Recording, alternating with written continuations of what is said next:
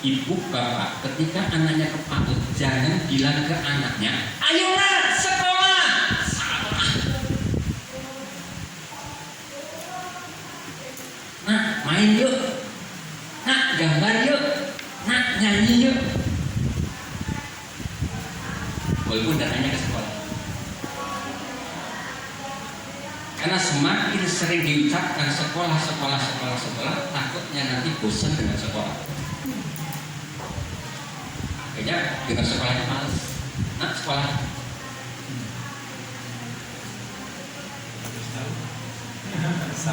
Itu pun 2 tahun. Karena PAUD itu stresnya itu 8 jam. Kan PAUD masuk jam 7. Ya kan nyiapin makan sama mandinya kan anak stres dari jam 5. Anak 2 tahun sudah stres loh. Ya kan? Ayo bapak ibu yang selalu marah-marah anaknya ketika sulit diajak mandi. Ayo nak, itu salah telat ke sekolah, kamu nggak berangkat sekolah. Setiap hari 7 hari atau 6 hari dalam seminggu anakku.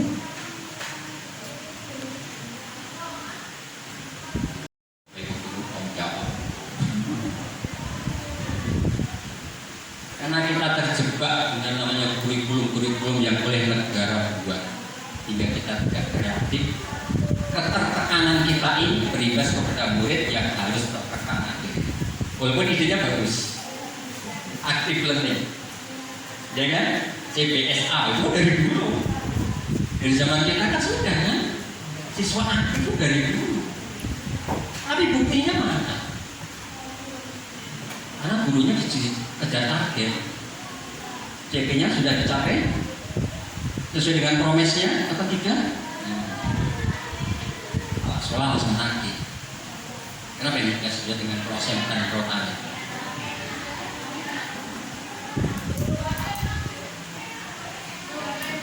Inilah yang berat bagi kita, kan? Bagi seorang guru, khususnya bahasa Arab tadi itu. Kalau saya bisa saya sampaikan teman-teman guru bahasa Arab, milih.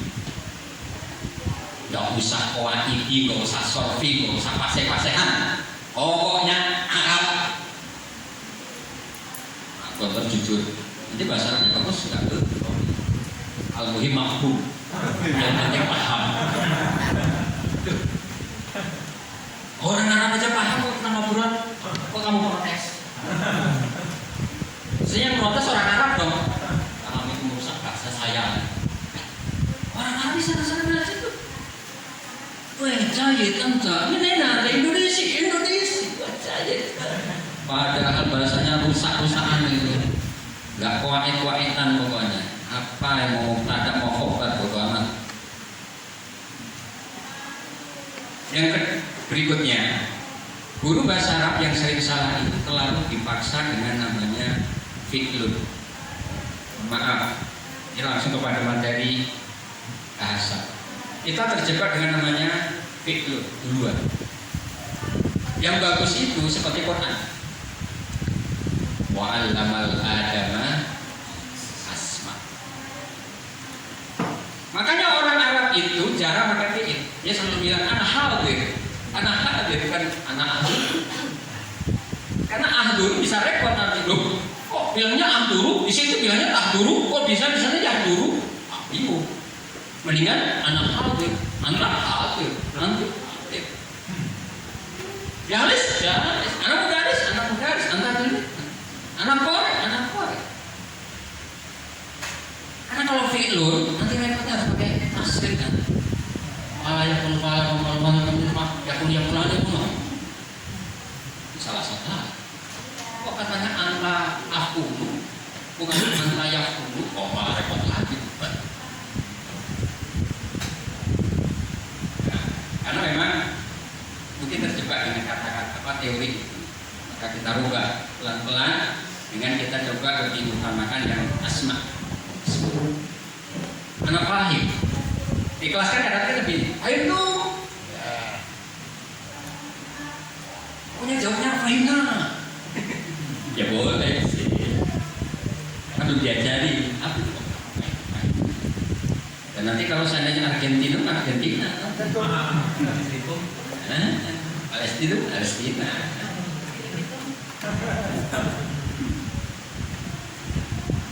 Ya, jadi guru bahasa Arab nanti kalau bisa jangan menyulitkan murid.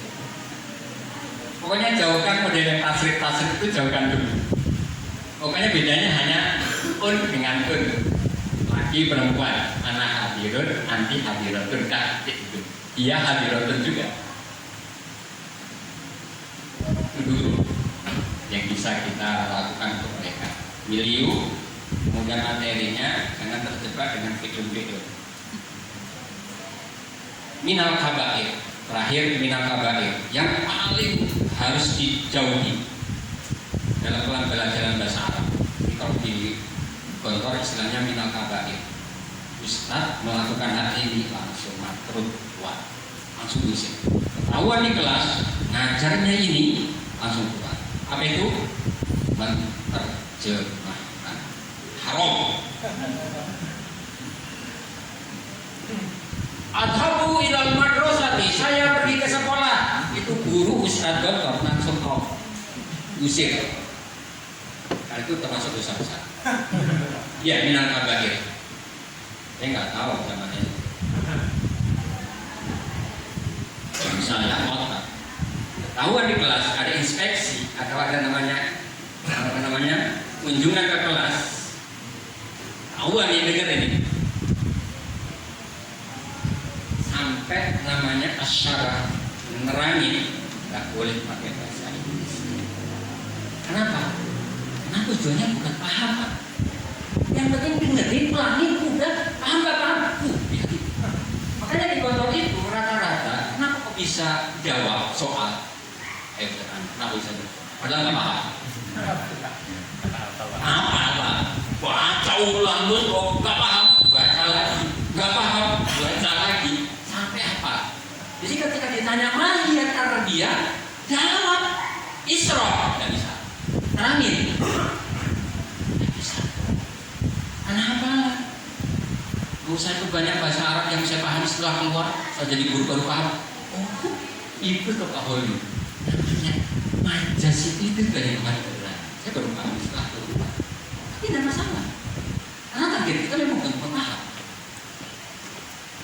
Kalau kita sebagai guru, kesalahan berikutnya adalah kita melebihi Tuhan. Yaitu kita seakan-akan mampu mencerdaskan anak bangsa. Yang mencerdaskan itu Allah. Kita hanya wasilah. Kalau guru sampai punya obsesi mencerdaskan, yang ada stres. Ada anak remedial sampai 10 kali juga kan namanya PKKM. Akhirnya apa? Guru merusak dirinya sendiri dengan cara kontrol nilai, konversi itu nilai, rusak semuanya apa saja. Ayo jujur semuanya pakai aplikasi Excel konversi, pakai MKB. Nah, gurunya sendiri merusak. Waktunya sudah habis.